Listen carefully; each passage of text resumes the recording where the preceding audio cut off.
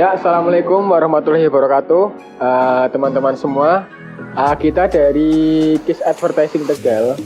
Ya, pada kesempatan kali ini kita akan mencoba membedah dan membongkar dan mengetahui apa-apa aja bahan-bahan yang digunakan untuk membuat neonbox bulat. Nah, kali ini yang akan kita bongkar atau yang kita bedah adalah neonbox bulat berukuran diameter 30. Ya, oke, langsung kita eksekusi saja pembongkaran neonbox ini untuk mengetahui lebih detail bahan-bahan yang kita gunakan. Ya, untuk bahan yang pertama kita menggunakan list aluminium. Nah, list aluminium ini berfungsi untuk merapihkan bagian pinggiran neonbox. Nah, list aluminium ini juga yang saat ini kita pakai modelnya yang seperti ini. Ada juga list aluminium yang lainnya yang biasa para pelaku advertising pakai. Itu ada list aluminium biasa yang nanti dipaksa untuk berbentuk lingkaran, biasanya dengan cara dipotong-potong, digunting-gunting. Kalau yang ini udah fleksibel. Nah, ini contoh list aluminium yang biasa dipakai para pelaku advertising dengan cara digunting-gunting. Nah, perbedaan untuk list neonbox yang bulat sama list neonbox yang sebelumnya adalah list neonbox yang kita pakai ini lebih elastis atau lebih fleksibel. Jadi tinggal kita sesuaikan saja dengan ukuran neonbox yang kita bikin. Contoh yang kita bikin adalah di neonbox ukuran 3 meter diameter 30 ya.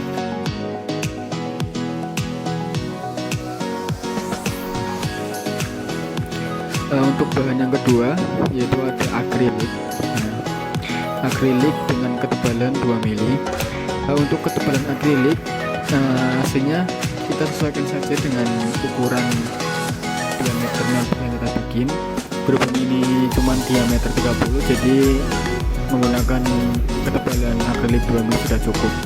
Nah, ini kita menggunakan akrilik berwarna putih susu. Untuk warnanya sendiri juga kita sesuaikan dengan permintaan customer atau kebutuhan display yang nanti akan kita pasang. Nah, kalau putih susu biasanya dibutuhkan untuk menggunakan stiker cutting, jadi bukan stiker full. Kalau yang ada juga yang akrilik bening, biasanya itu digunakan ketika kita menggunakan stiker full printing. Seperti itu, teman-teman. Nah, untuk akriliknya sendiri kenapa ketebalan 2 mili?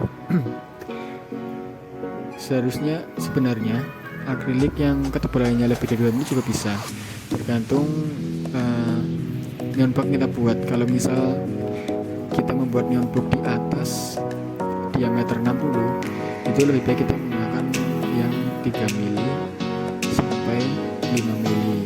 Kenapa? Karena biar tidak gembur atau biar tidak lempeyor nantinya kalau pas dipasang atau dipasangkan di neonbox. Untuk bahan ketiga ada rangka luar atau yang sering disebut itu frame neonbox. Nah, frame neonbox ini adalah casing utama dari sebuah neonbox ya. Nah, kita menggunakan bahan berjenis ACP. Ada juga bahan yang lainnya, biasanya menggunakan rangka besi kemudian ditutup dengan plat. Nah, ini kenapa kita menggunakan ACP?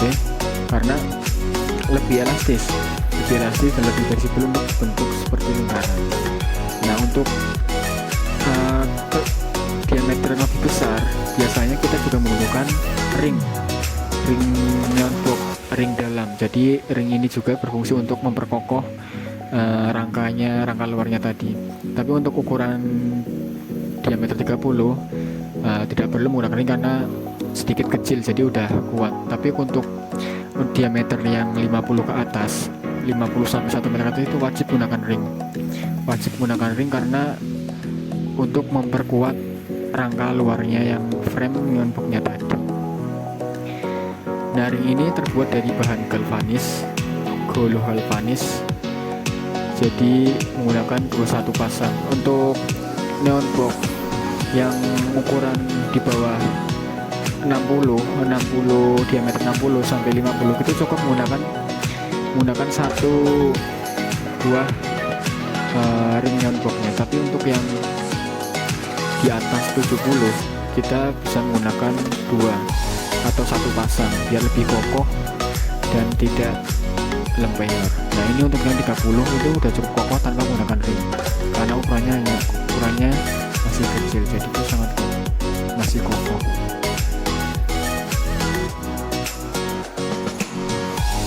Ya untuk bahan selanjutnya atau bahan yang keempat ada lampu notebooknya.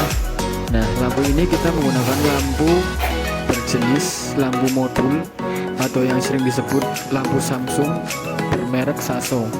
Kenapa kita menggunakan lampu Saso? Karena untuk kali ini yang kita bahas adalah neon box satu sisi, jadi yang tampak depan adalah cuma satu sisi. Kalau untuk yang dua sisi biasanya kita menggunakan LED juga sama lampu modul Samsung, tapi beda merek. Nah ini merek yang pasaran yang warnanya tuh lebih putih. Nah untuk merek yang pasaran ini warnanya itu lebih putih, lebih menyebar ketimbang yang Saso. Kalau yang Saso itu kenapa dipakai untuk satu sisi lebih bagus, karena warnanya itu lebih pancarannya itu lebih halus. Kalau yang satunya, yang modul satunya yang merek Samsung itu lebih berpijar, jadi lebih bagus untuk yang pemasangan yang dua sisi. Harganya juga beda. Untuk harga nanti link pembelian bahan-bahannya tadi kita sertakan di deskripsi video ini. Nah untuk bahan selanjutnya atau bahan yang kelima menggunakan lem untuk merekatkan lampu. Kita menggunakan lem merek Dexton atau lem kapal atau yang juga lem dempul. Kenapa? Karena untuk jangka panjang lampu biar lebih kuat. Untuk lampu nanti gambar kita sertakan di video. Untuk bahan yang selanjutnya atau bahan yang ke-6 ada adapter atau trafo sebagai daya untuk penyalaan lampunya. Untuk adapter ini banyak jenisnya atau banyak jenis voltasenya, ada yang 12 volt sampai 24 volt bahkan lebih. Nah untuk ini kita menggunakan adapter berjenis charger.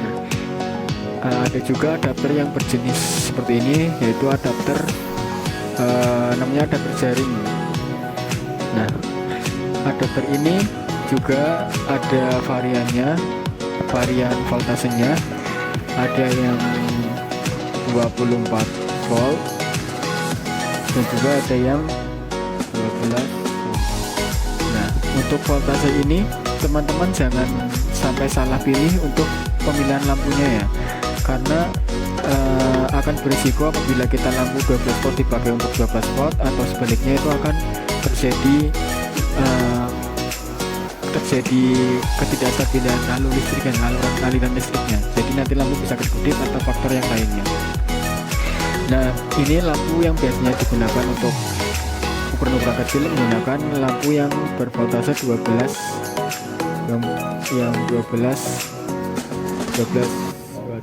volt.